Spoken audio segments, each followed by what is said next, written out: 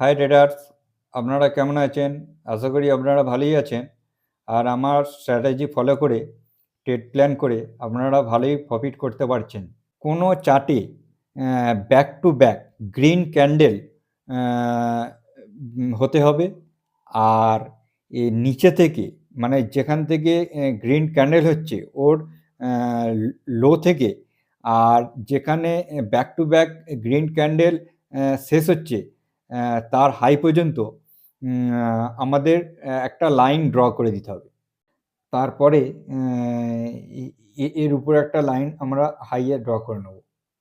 কমসে কম লো থেকে আর হাই পর্যন্ত দূরত্বটা 20% উপরে হতে হবে, 20% উপরে। এইখান থেকে নিলাম, নিয়ে আমরা উপরে লাইন ড্র করে দেবো।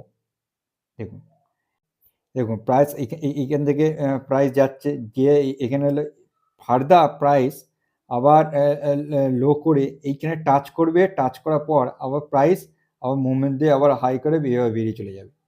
বুঝলেন? আমাদের যখনই ফার্দার সেলিং মুডে আসার পর আমাদের এইখানে আসবে, এইখানে আসবে, যখন টাচ করবে তখনই আমাদের বাইং এন্ট্রি হয়ে যাবে।